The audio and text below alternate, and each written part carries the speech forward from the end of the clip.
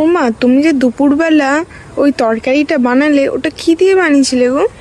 কেন, খেতে ভালো লেগেছিল তোর? হ্যাঁ, খুব ভালো লেগেছিল। তুই বুঝতেই পারিস নি ওটা কি দিয়ে তৈরি করেছিলাম? না তো। ওটা একটা নিরামিষ পেঁপের তরকারি ছিল রে।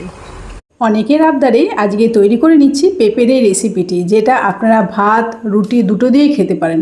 পেঁপেটাকে ভালো করে ধুয়ে নিয়ে খোসা ছাড়িয়ে এইভাবে টুকরো করে নিয়েছি। পেঁপেটা কাটার পরে কিন্তু আর ধোবো না, এইভাবে একটা গ্রেটারের সাহায্যে গ্রেট করে নিয়েছি।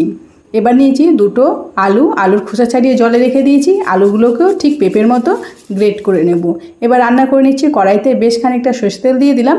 এর মধ্যে প্রথমে বড়িগুলো ভেজে নেব। বড়িগুলো আমি দু টুকরো করে নিয়েছি। বড়িগুলো একটু লাল লাল হয়ে গেলেই তুলে নিচ্ছি। এবার যেটুকু তেল রয়েছে ওই তেলের মধ্যে দিয়ে দেব শুকনো লঙ্কা আর জিরে ফোড়ন হিসাবে, আর দিয়ে দিলাম 1 চামচ আদা জিরে বাটা, কাঁচা লঙ্কা, স্বাদ অনুযায়ী লবণ, হাফ চামচের মতো হলুদ গুঁড়ো আর একটু ধনের গুঁড়ো। এগুলো দিয়ে মশলাটাকে বেশ ভালো করে কষিয়ে নেব। এবার দিয়ে দিচ্ছি আগের দিন রাত্রিবেলা ভিজিয়ে রেখেছিলাম ছোলা, সেই ছোলাটাকে তেলের মধ্যে দিয়ে ভালো করে কষিয়ে নিচ্ছি। এবার দিয়ে দিচ্ছি সেই গ্রেট করা পেঁপে আর আলুগুলো।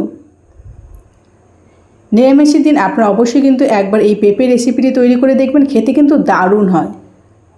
এইভাবে ভালো করে মশলার সঙ্গে কষিয়ে নিয়ে তারপরে এটাকে একটু ঢাকা চাপা দিয়ে রান্না করে নেব, তাহলে কিন্তু খুব তাড়াতাড়ি এটা সেদ্ধ হয়ে যাবে। দেখুন খুব সুন্দরভাবে মেশানো হয়ে গেছে। এবার এটাকে ঢেকে রাখছি 2 মিনিটের মতন। 2 মিনিট পরে ঢাকনা তুলে এটাকে আবার একটু ভালো করে মিশিয়ে নিচ্ছি। দেখুন অনেকটাই কিন্তু পেঁপে আর আলু সেদ্ধ হয়ে গেছে। এবার এর মধ্যে দিয়ে দিচ্ছি নারকেল কোড়া। যে কোনো নিরামিষের তরকারিতে নারকেল কোড়া দিলে কিন্তু খেতে বেশ ভালোই লাগে। আর যদি আপনাদের কাছে না থাকে নাও দিতে পারেন, নারকেল ছাড়াও কিন্তু এটা খেতে দারুণ টেস্টি হয়। নারকেল দিয়ে এটাকে আরেকটু ভালো করে রান্না করে নিয়েছি। আর নামানোর আগে দিয়ে দিলাম অল্প একটু চিনি আর দিয়ে দিচ্ছি ভেজে রাখা সেই বড়িগুলো।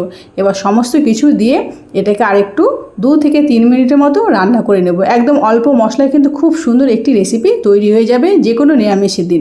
এটা একদম রেডি হয়ে গেছে। দুপুরবেলা গরম গরম ভাতের সঙ্গে পরিবেশন করে দিলাম। আপনারা চাইলে কিন্তু এটা রুটি দিয়েও খেতে পারেন। রুটি দিয়ে খেতেও কিন্তু দারুণ টেস্টি হয়। তাহলে বন্ধুরা, আজকে রেসিপিটি আপনাদের কেমন লাগলো অবশ্যই কিন্তু কমেন্টস করে জানাবেন। আর আপনারা কমেন্টস করলে আমি কিন্তু ভিডিও বানানোর উৎসাহ